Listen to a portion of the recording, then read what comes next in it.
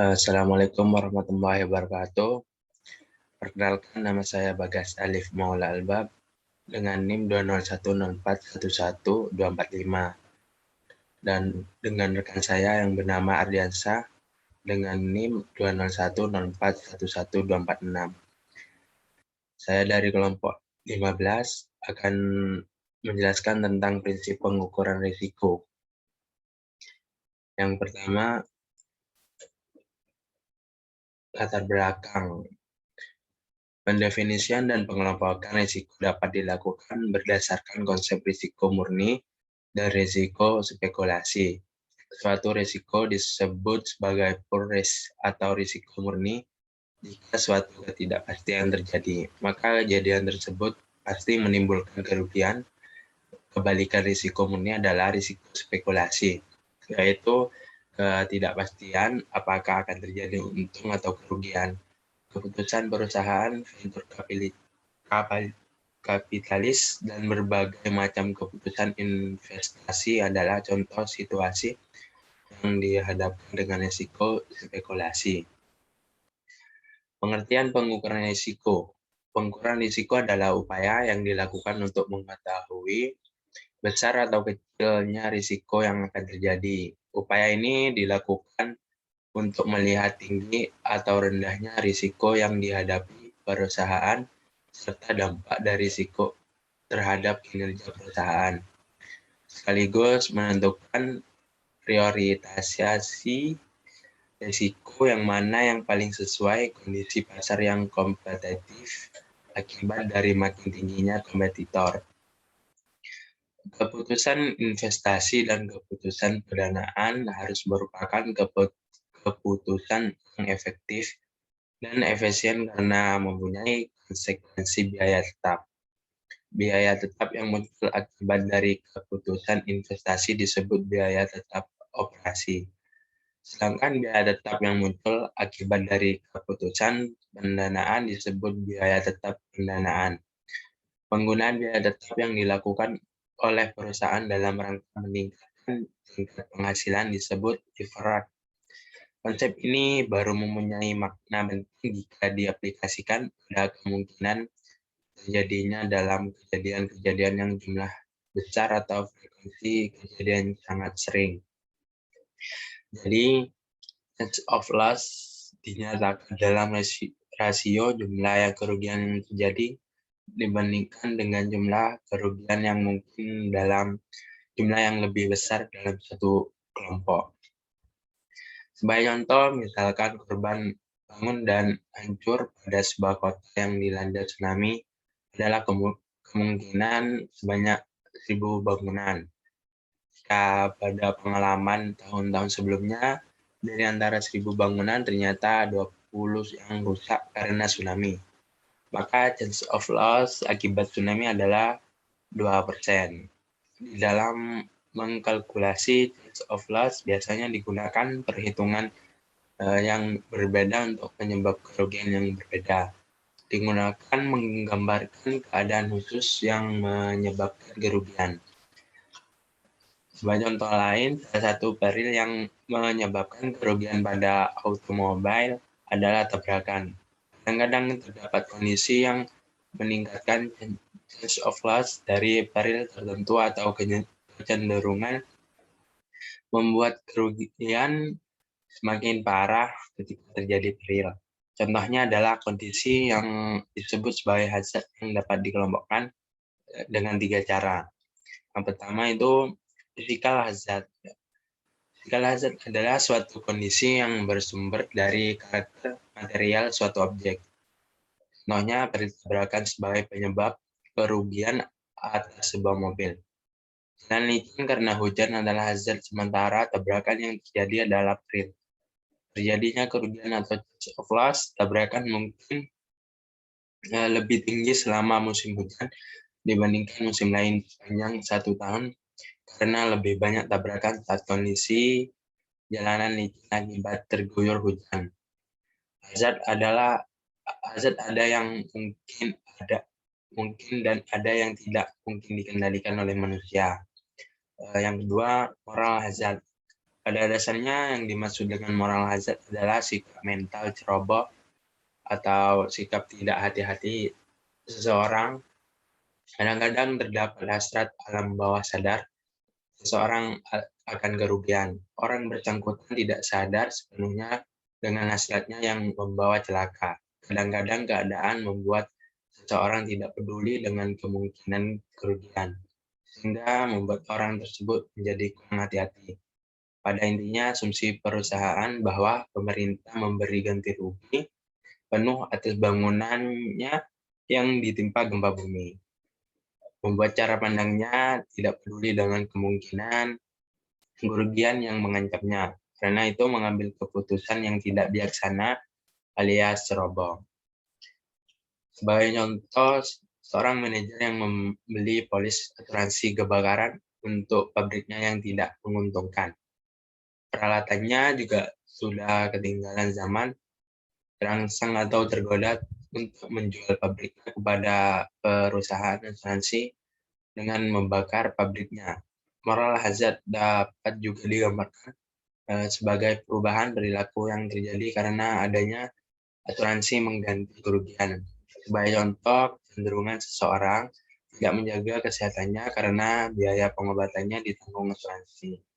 Contoh lainnya moral hazard adalah kecelakaan yang jatuh sakit yang disengaja, terutama jika manajer perusahaan menyediakan penggantian pendapatan yang besar kepada pegawainya selama si pegawai tidak dapat bekerja. Ketiga, derajat risiko atau degree of risk. Besarnya risiko objektif yang timbul dalam suatu situasi yang biasa juga disebut sebagai derajat atau kadar risiko atau degree of risk adalah variasi relatif antara kerugian aktual dengan kerugian yang diharapkan.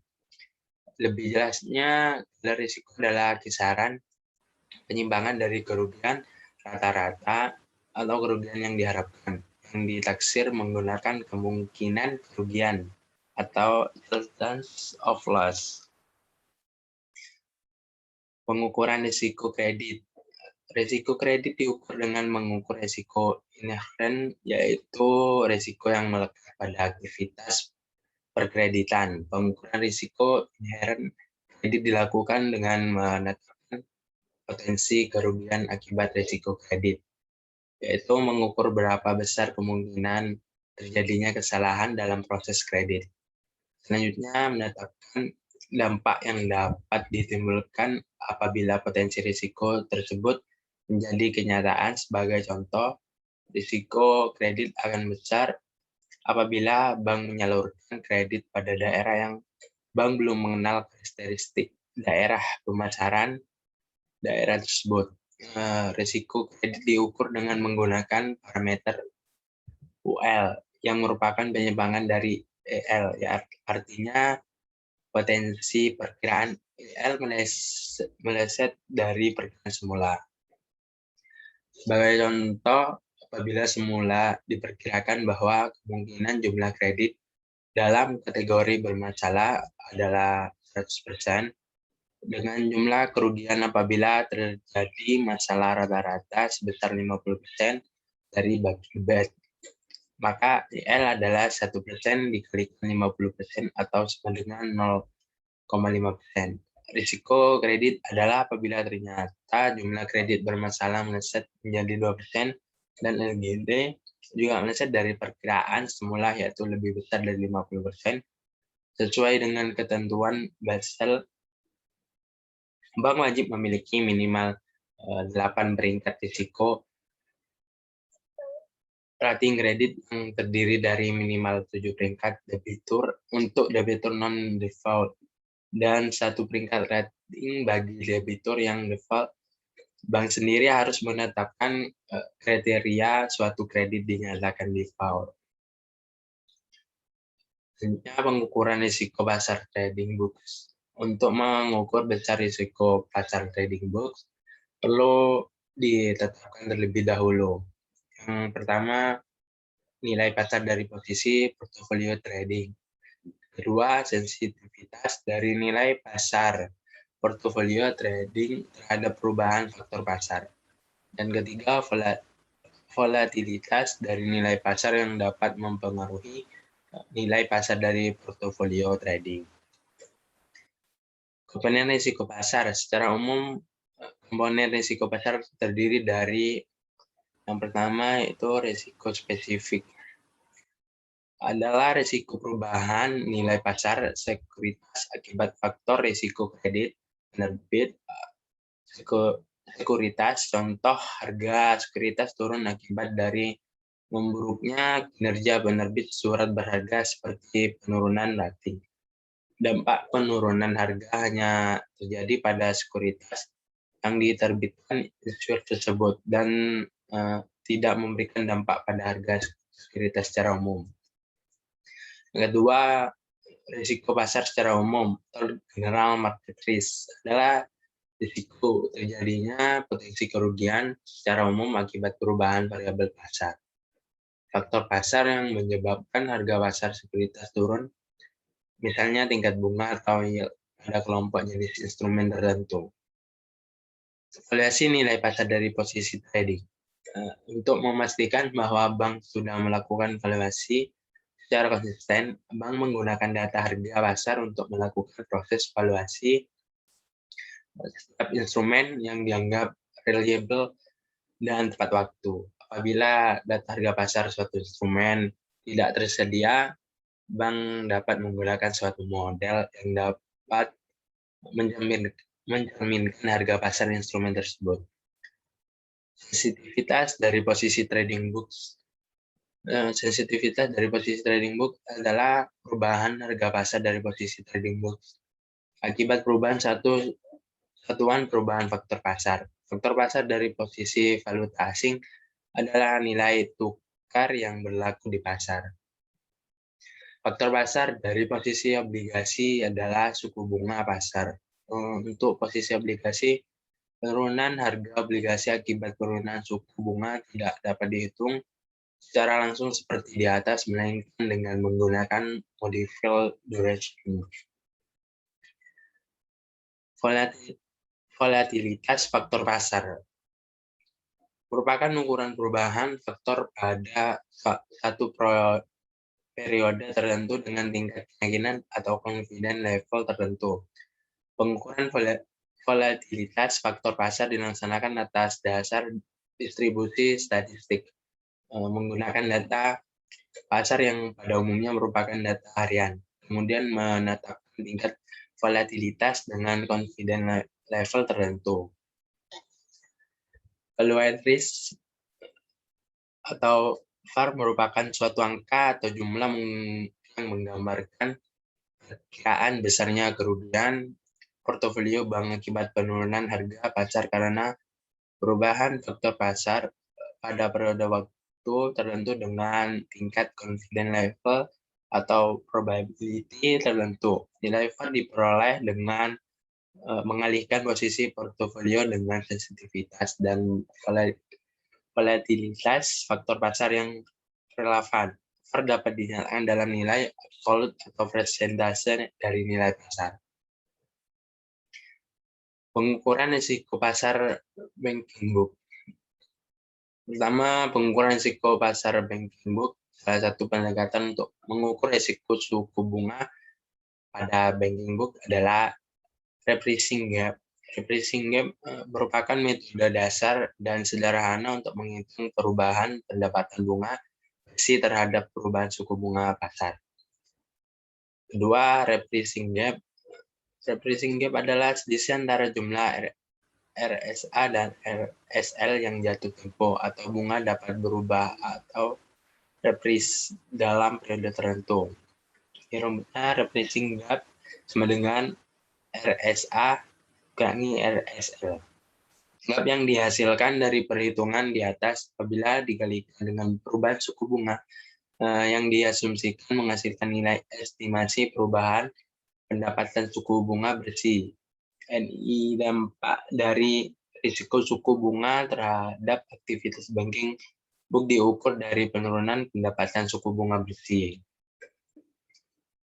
Duration gap pada unsur neraca dapat dihitung satu atribut yang disebut dengan volume For default duration sebagai contoh, apabila posisi KPR mempunyai MD dengan 5, apabila bunga pasar naik 1%, nilai pasar dari KPR akan turun kurang lebih sebesar 5%. Dengan demikian, apabila suku bunga pasar naik 1%, maka nilai pasar KPR akan turun 5% atau 5 miliar, sehingga nilai pasar KPR menjadi 90 miliar.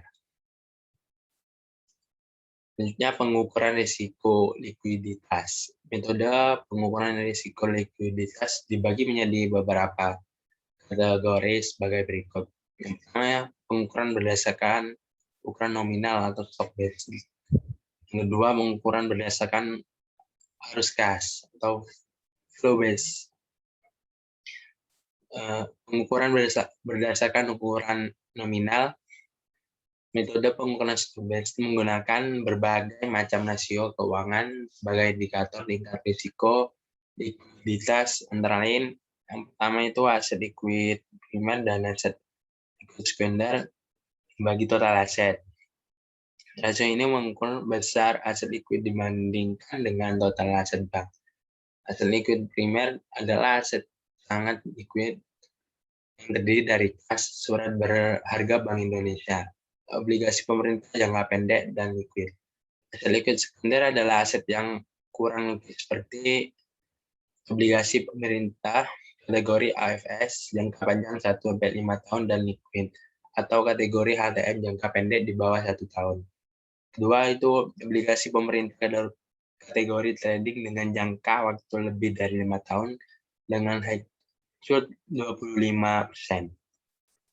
Yang kedua, aset likuid primer dan aset likuid sekunder bagi pendanaan jangka pendek. Rasio ini mengukur jumlah aset likuid dibandingkan dengan sumber dana jangka pendek. Rasio di atas 100% dinilai memadai.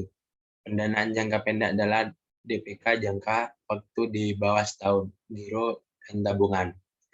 Dan ketiga, aset likuid primer dan aset likuid sekunder bagi pendanaan dan inti. Pendanaan non inti adalah pendanaan yang dinilai tidak stabil seperti dana relatif besar di atas 2 miliar, transaksi antar bank, dan pinjaman dari bank lain.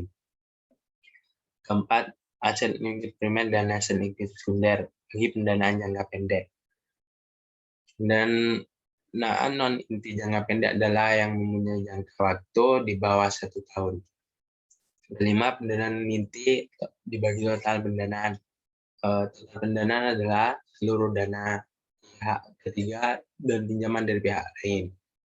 Yang terakhir, pendanaan non inti dikurangi aset likuid dibagi total aset produktif dikurangi aset likuid.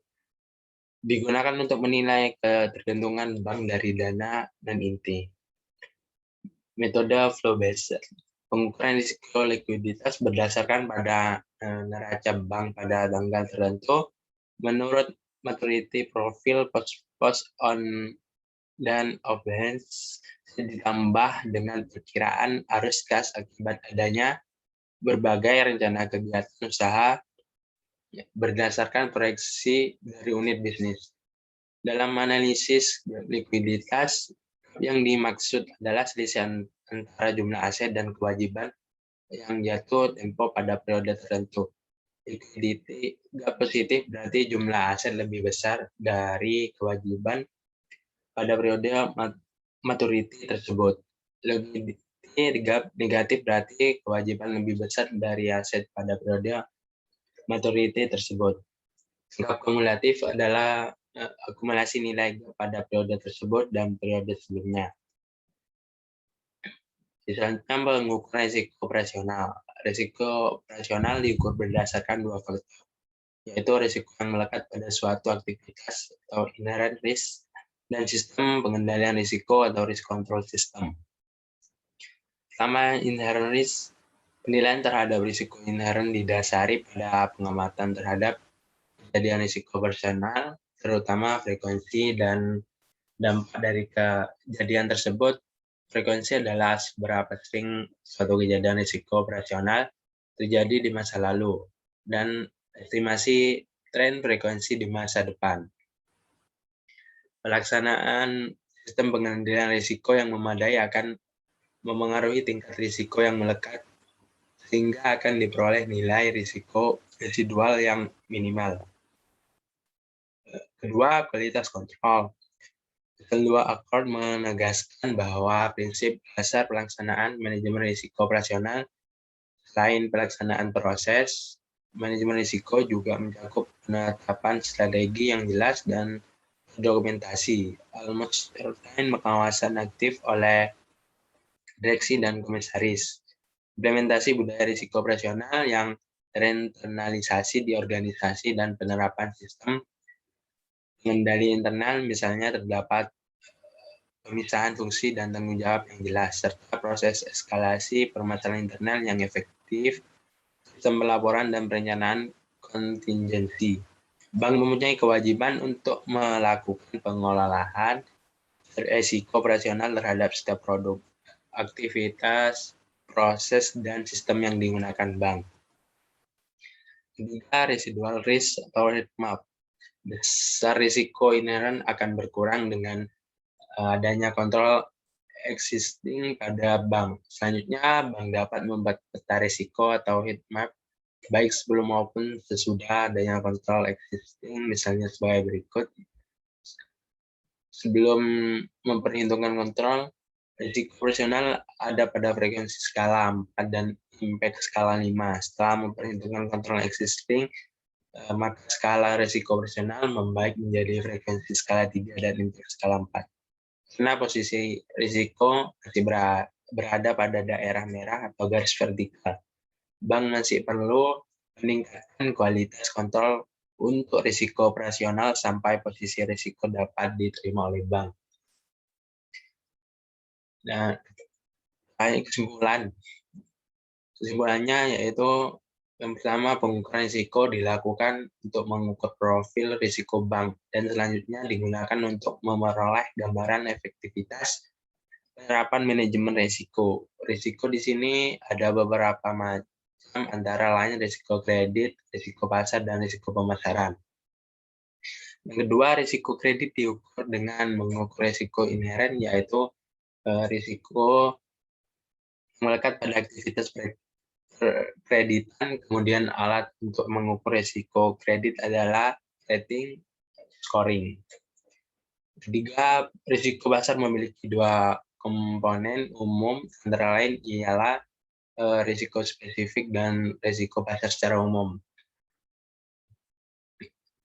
NIE dapat berubah karena pada neraca terdapat komponen aktiva yang sensitif terhadap perubahan suku bunga pasar, dan terdapat komponen pasiva yang sensitif terhadap perubahan suku bunga pasar. Ya, terima kasih. Sekian dari saya, kurang lebihnya mohon maaf. Jika ada salah kata, tolong dimaafkan. Wassalamualaikum warahmatullahi wabarakatuh.